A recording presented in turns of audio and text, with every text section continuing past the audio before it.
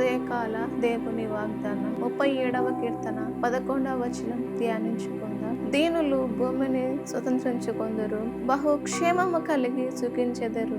దీనులు భూమిని స్వతంత్రించుకుంటారు అని వాక్యంలో చూస్తున్నాం. దీనులు అనగా తగ్గింపు కలిగిన వారు, వినయ విధేయత స్వభావం కలిగిన వారు దీనులు. ఎంతగా మనము తగ్గించబడతాము, ఎంతగా మనము విధేయత కలిగి వినయ స్వభావం కలిగి ఉంటాము, దేవుని యందు నమ్మకంగా కలిగి మనం బ్రతుకుతాము. అప్పుడు మనకు దేవుడు భూమిని స్వాస్థ్యముగా సొంతంగా మనకు దేవుడు అనుగ్రహించే దేవుడు దీనుడై మనకు ఈ లోకానికి దిగి వచ్చిన దేవుడు. సింహాసనాన్ని విడిచిపెట్టి ఈ భూలోకానికి ఎంతగానో తగ్గించుకొని రిక్తినిగా ఈ లోకానికి దిగి వచ్చిన మన ప్రభు దీనుడై ఉన్నాడు. కాబట్టి మన ప్రభు బిడ్డలమైన మనము దీనత్వము కలిగి ఉండాలి.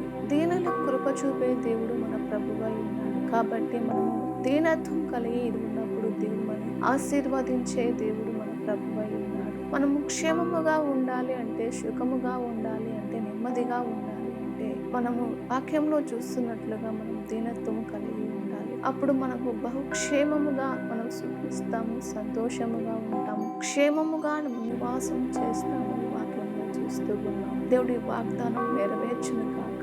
ఆమె ప్రార్థన. పరిశుద్ధుడా తండ్రి, నీకు వందనాలు, స్తోత్రాలు ప్రభువా. అయ్యా, నీవు దీనత్వం కలిగిన దేవుడు తండ్రి.